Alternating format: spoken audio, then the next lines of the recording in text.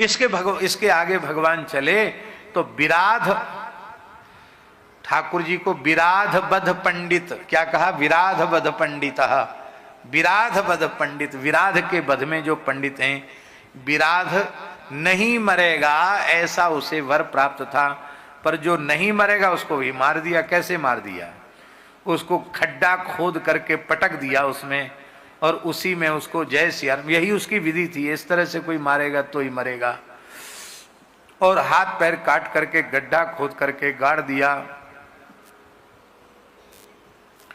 इसके पूर्व जन्म की कथा पुराणों में प्राप्त होती है कि ये विराध नाम का राक्षस पूर्व जन्म का ब्राह्मण था। चंपा के पुष्पों से भगवान शिव का अर्चन कर रहा था। और अर्चन का प्रयोजन क्या था? किस लिए शिवार्चन कर रहा था? एक वृद्धा थी, विधवा थी, उसकी एक कन्या थी, वो पति मर गया था उसका, उसकी एक बेटी थी, परम सुंदरी थी। उस बेटी को प्राप्त करने के लिए चंपा के पुष्पों से शिव जी का अर्चन कर रहा था। अब देखिए, क्रिया तो बहुत अच्छी है लेकिन उसका उद्देश्य अच्छा नहीं है। बलात् उस कन्या को प्राप्त करना चाहता था। जगत गुरु शंकराचार्य पद पर विराजमान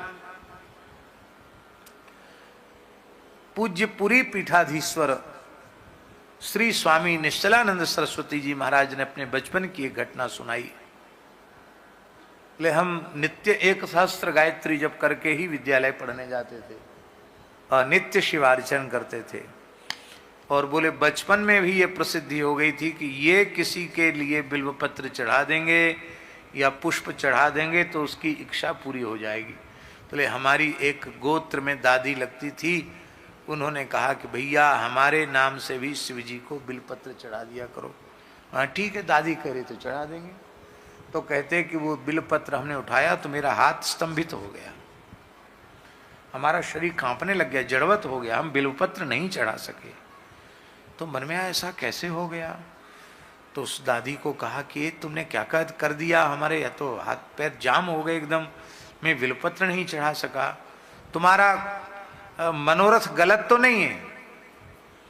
उसका कोई किसी के अनिष्ट का संकल्प था उसके मन में कि इसका बुरा हो जाए, इसके लिए वो बिलपत्र चढ़वा रही थी। तो अनिष्ट का संकल्प होने के कारण बोले हमारा हाथ जड़ हो गया, हम बिलपत्र नहीं चढ़ा सके। क्रिया उत्तम है पर उसका उद्देश्य उत्तम नहीं है तो उत्तम क्रिया भी अधम क्रिया हो जाएगी। और क्रिया सामान्य है पर उसका उद्देश्य पवित्र है तो सामान्य क्रिया भी बहुत ऊंची भगवान की उपासना बन जाएगी। महाराज जी रसोई बनाते बनाते ठाकुर जी मिल जाएंगे, बर्तन मांजते मांजते भगवान मिल जाएंगे, झाड़ू लगाते लगाते ठाकुर जी मिल जाएंगे। उद्देश्य हो हमारी इस क्रिया से ठाकुर जी रीझ जाए, ठाकुर जी प्रसन्न हो जाए। माला फेर रहे हो किसी का बुरा करने के लिए तो माला फेर कर भी नरक जाना पड़ेगा। तो नारद जी को पता चला कि ये बड़ा भारी शिवार्चन कर रहा है, चंपा के फूलों से शंकर जी का सहस्रार्चन, और इसकी मति बहुत दूषित है। इस वृद्धा की कन्या को बलात् यह प्राप्त करना चाहता है। नारद जी ने इसको शाप दे दिया, जा भले ही शिवार्चन कर रहा है पर तेरी वृत्ति राक्षसी है, जा राक्षस हो जा। ये राक्षस हो गए। इसकी भुजाएं 4-4 योजन की थी, 4-4 योजन की भुजाएं। उनसे वो हाथियों को, हिरणों को, मुनियों को, जो उसके हाथ में आ जाए उन्हीं को सकेल कर खा जाता था। हाहाकार मच गया, महाराज सारी सृष्टि ही सफाचट कर देगा। तब इंद्र ने इसके मस्तक पर वज्र का प्रहार किया तो इसका मस्तक धंसकर छाती में चला गया मस्तक, लेकिन वो ऐसी चल फिर नहीं सकता था पर उन हाथों से बटोर बटोर करके खाता था। उन्हीं हाथों को भगवान श्री राम लक्ष्मण ने काट दिया। और विराध कुंड है, अत्रि आश्रम के आगे चित्रकूट में जाते तो विराध कुंड है, वहाँ उसका जो है संस्कार भगवान ने किया। विराध के शरीर को वहां डाल दिया और विराध मुक्त हुआ। भगवान श्री राम की उसने स्तुति की। भगवान श्री राम सर्वभंग महर्षि के आश्रम में आए और महर्षि सर्वभंग के यहाँ आए तो भगवान आश्रम में घुसे नहीं, बाहर ही खड़े रह गए, क्योंकि 1000 घोड़ों से जुते हुए रथ में, स्वर्ण में रथ में इंद्र बैठे थे, आकाश मार्ग से जा रहे थे। अब महर्षि का दर्शन करने आए थे देवराज इंद्र, सर्वभंग जी का दर्शन करने। भगवान रुक गए कि ये चले जाएं तब हम जाएं। क्यों, ऐसा क्यों? पहले चले जाते तो क्या हानि थी? रावण ने ब्रह्मा जी के कहने से यह अपनी मृत्यु में एक छिद्र रखा था, मानुज क्या बानर मनुज जाति दुई बारे, क्योंकि बंदर हाँ हम काहू के मरही न मारे, बानर मनुज जाति दुई बारे। बंदर और मनुष्यों को तो कहता था ही तो सब, जैसे रेल में लोग चलते हैं ना, मूंगफली बेचने वाले कहते टाइम पास, इस तरह से तो टाइम पास करने के लिए कहीं मिल जाए तो खा पी के इनको सफा चट कर दो, ऐसा समझता था वो। तो जब तक रावण वध न हो जाए तब तक भगवान का ऐश्वर्य प्रकट नहीं होना चाहिए। तो सर्वभंग जी के इंद्र के सामने पहुंचते तो भेद खुल जाता, क्योंकि इंद्र भगवान के सामने बिना प्रणाम किए रह नहीं सकते थे, न करते तो भी अमर्यादा होती, क्योंकि इंद्र को पता है साक्षात भगवान है, और भगवान उन्हें प्रणाम करते तो भी अमर्यादा होती। इसलिए तब तक खड़े रहे और कहा, लक्ष्मण को कहा, सीता जी को कहा कि देखो ये विराध हैं, ये देवराज इंद्र हैं, महर्षि का दर्शन करने हम लोग कितने भाग्यशाली हैं। देवराज इंद्र भी जिनका दर्शन करने आते हैं उनका दर्शन हमें होगा। और इस प्रकार से वह प्रतीक्षा करते रहे। जब देवराज इंद्र चले गए तब भगवान श्री राम ने सर्वभंग महर्षि के आश्रम में प्रवेश किया। ये सर्वभंग नाम इनका कैसे पड़ा? कामदेव के बाण को भी सर कहा गया और इनकी तपस्या को देखकर देवराज इंद्र को भय हो गया और उन्होंने कामदेव वसंत ऋतु को रति के सहित भेज दिया। पर काम सर भी महर्षि के चित्त को विकृत न बना सके, काम उत्पन्न न कर सके।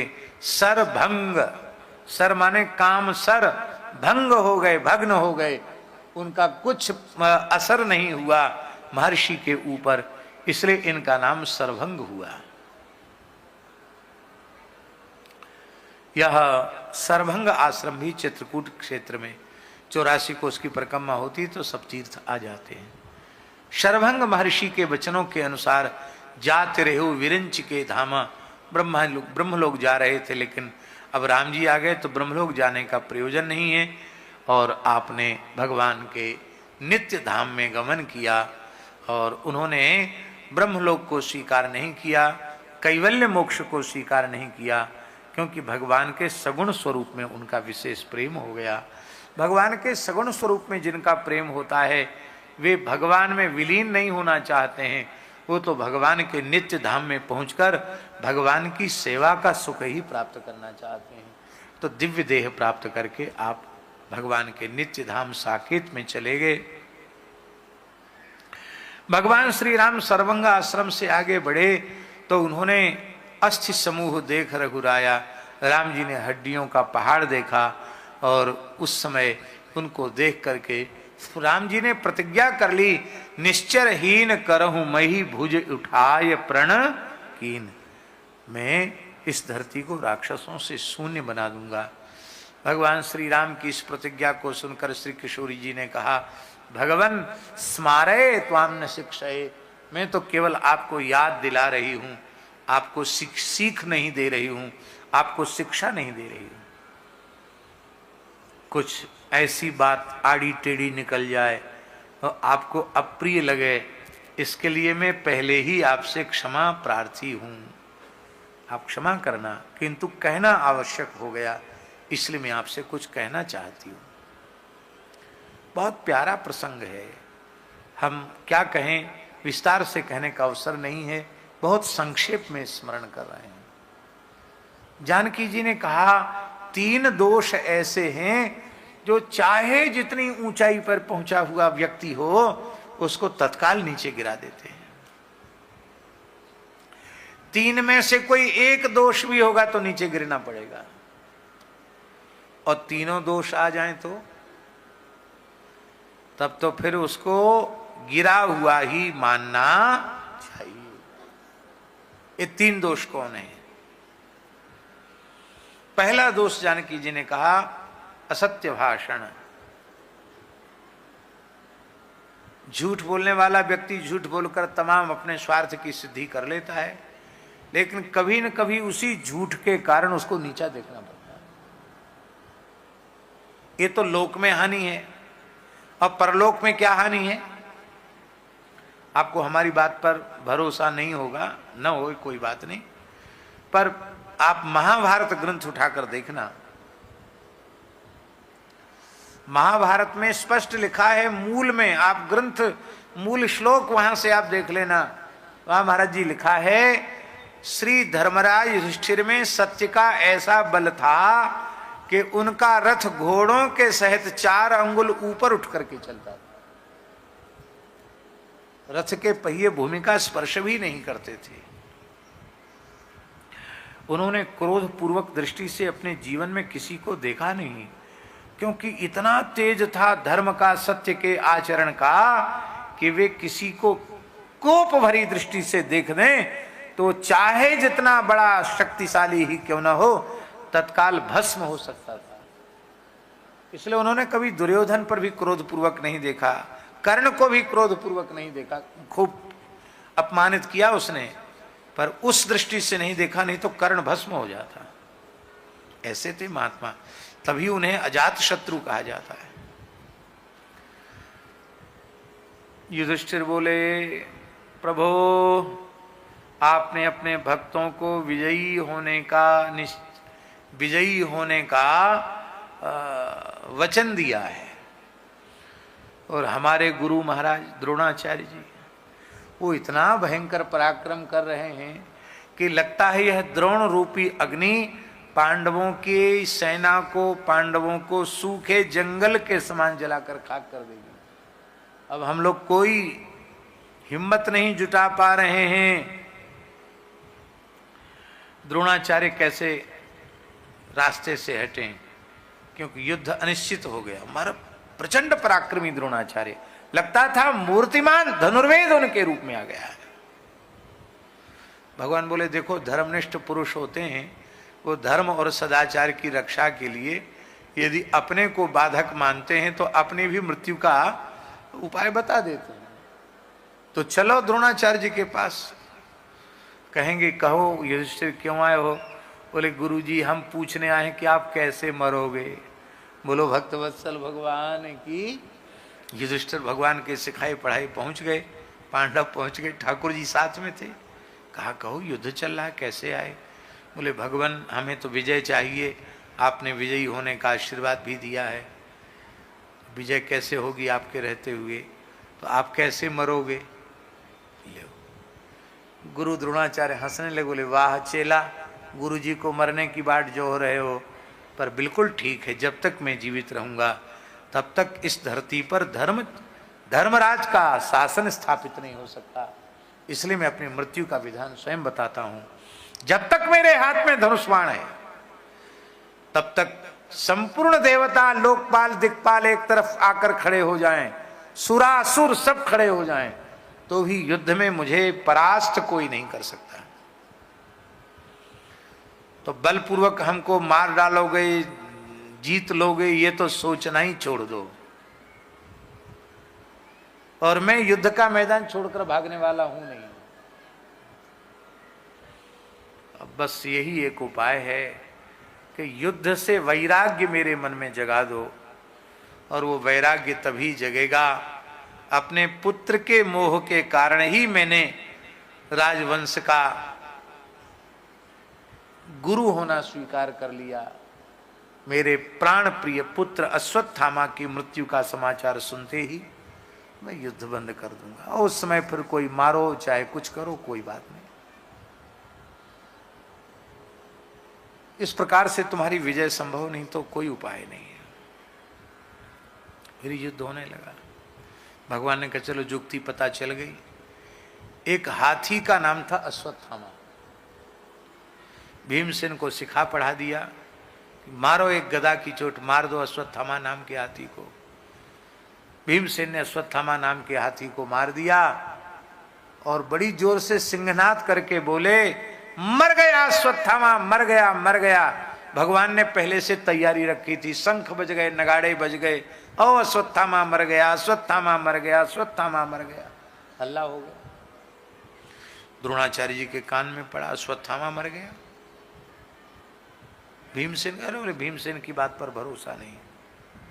अरे श्री कृष्ण कह रहे हैं, बोले इनकी बात पर तो और भी भरोसा नहीं। क्यों? ये तो ढुलमुल ठाकुर जी हैं, इनका धर्म कोई नियम धर्म नहीं है हमारे ठाकुर जी का।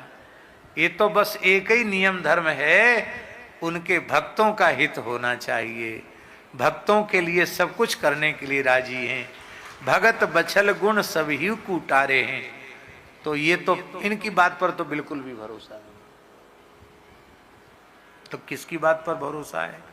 युधिष्ठिर कह दें तो मान सकते हैं।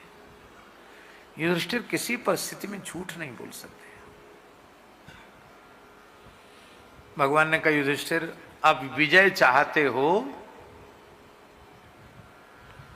तो कह दो कि अश्वत्थामा मर गया। महाराज कैसे कह दें? अश्वत्थामा तो जिंदा है, वो चिरजीवी है, वो तो मर ही नहीं सकता, कैसे झूठ बोल रहे? अरे बोले अश्वत्थामा नाम का हाथी तो मरा। बोले हाँ हाथी तो मरा, तो इतना ही कह दो अश्वत्थामा मरा, हमने देखा नहीं आदमी मरा के हाथी मरा, इतना कह दो, इसमें क्या तुम्हारा घाटा है? तो मन में विजय की इच्छा तो थी ही, इसलिए इस बात को कहने के लिए युधिष्ठिर राजी हो गए और उन्होंने कहा, अश्वत्थामा हता। और आगे बोले नरोवा कुंजरः। अब मनुष्य है कि कुंजर माने हाथी, ये बोले तो सही वो उसी स्वर में, अश्वत्थामा हता नरोवा कुंजरः। और नरोवा कुंजरा के समय भगवान ने जोर का शंख बजाया, इतना जोर का पांचन शंख बजाया, यस्य ध्वनिर्दानव दर्पहंता विष्णोर मुखोत्थानिल पूरितस्य यस्य ध्वनिर्दानव दर्पहंता तत्पांचजन्यम सचिकोटि शुभ्यम शंखम सदाहम शरणम प्रपद्ये। भगवान के शंखनाद को सुनकर आगे मर गया अश्वत्थामा, ये हाथी की मनुष्य, ये बात सुनाई नहीं पड़ी। अच्छा एक बात बताओ, क्या उनको पता नहीं था कि हाथी मरा मनुष्य नहीं मरा? ये झूठ हो गया कि नहीं हुआ? उनको ये तो पक्का ही था ना कि मनुष्य नहीं मरा हाथी मरा, तो यही कहना चाहिए था कि हाथी मर गया। पर नरोवा कुंजरा ये चतुराई खेली उन्होंने। और सत्य की परिभाषा बाबा क्या है? सत्य की परिभाषा है जो निश्चल निष्कपट भाव से व्यक्त किया जाए उसे सत्य कहते हैं। फिर से सुन लो, जिसको निश्चल और निष्कपट भाव से जिसकी अभिव्यक्ति हो उसी को सत्य कहते हैं। इसलिए लिखा है न तत् सत्यम यत् छलेनानुविद्धम। जिस सत्य में छल हो वो सत्य सत्य नहीं है। निश्चल निष्कपट भाव से जो कहा गया हो उसी को सत्य कहते हैं। और गोल मटोल बात बनाओ तो वो सत्य नहीं है, वो तो छल है। बहुत से लोग चतुर होते हैं,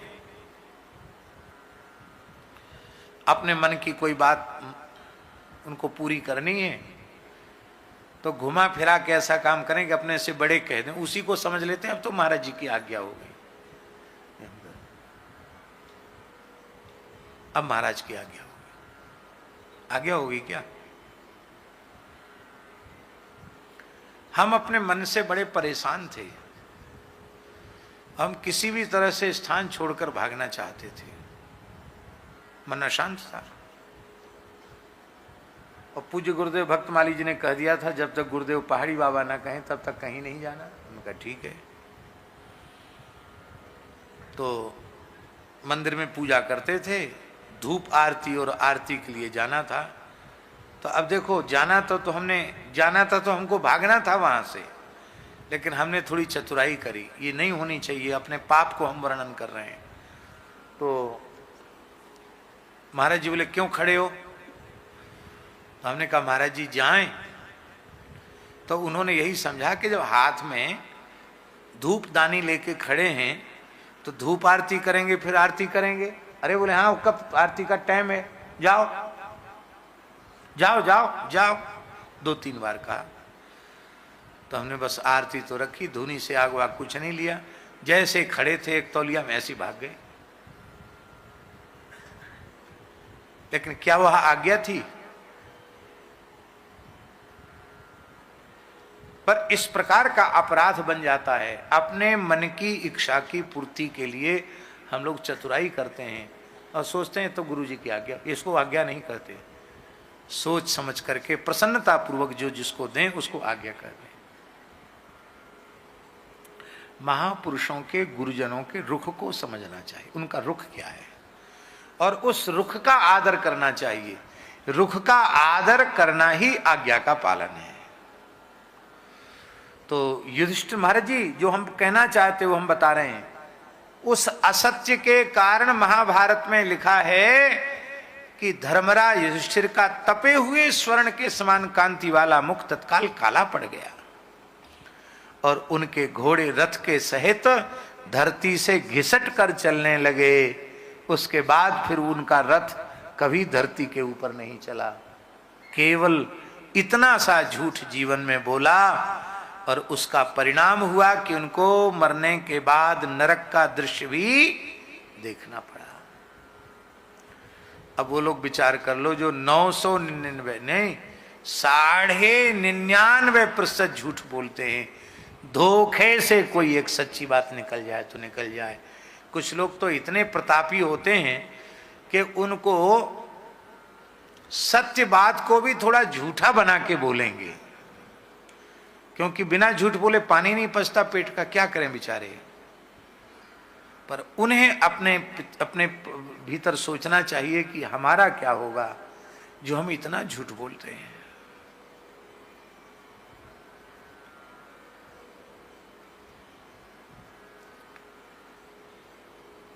भगवत ऋषि जी ने कहा है, नाचें गावें चित्र बनावें करें काव्य चटकीली, पर जीवन में सच्चाई नहीं है तो सांच बिना हरि हाथ न आवे, सवर रहनी है ढीली।